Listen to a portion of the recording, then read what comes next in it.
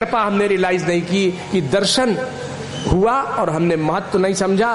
दूसरा, जब जब साधना में उसने हमको डांटा, जब हम साधना करते हैं तो दूसरी गुरु की कृपा होती है कि वह गुरु हमको, हम गलती करते हैं तो बार बार संभालता है और वो संभालने में डांटता है। तुमसे कहा था 4 बजे ये होना चाहिए, कैसे बोलते हो, क्या बोलते हो।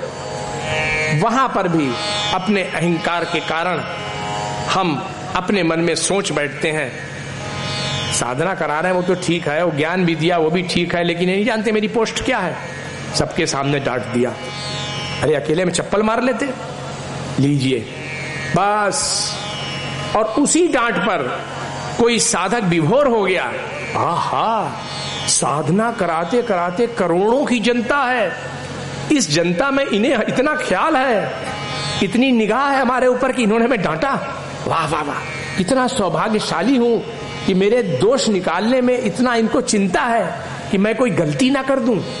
आह क्या परमात्मा की कृपा है, क्या गुरु पाया है, हर क्षण मेरे ऊपर निगाह रखता है, जरा सी मैं गलती कर तो उस डांट पर यदि एक जीव कृतज्ञ हो जाता, शरणागत हो जाता, अपने को धन्य समझता, कृतकृत्य हो जाता, तो निश्चित रूप से उसको भगवत प्राप्ति और गुरु कृपा उसी समय प्राप्त हो जाती।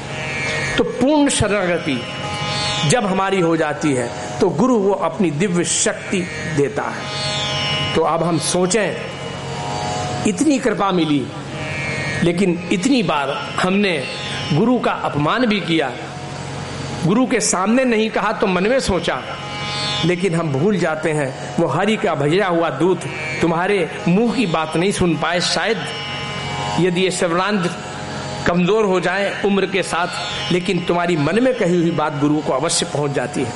हम धोखा खा गए और वो जानता रहा कि मेरे विपरीत ये कह रहे हैं, फिर भी उसने पकड़ पकड़ करके मुझको पढ़ाने का प्रयास किया।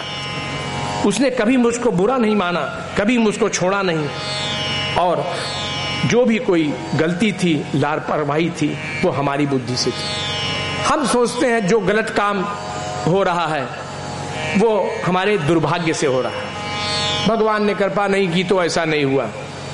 हम सोचें जो अच्छा काम हो रहा है वो गुरु कृपा से हो रहा है, और यदि हमारे जीवन में कोई दुख या गलत काम हो रहा है वो इसलिए हो रहा है और उस समय हो रहा है जिस समय आपने अपनी बुद्धि को गुरु की बुद्धि से हटा दिया।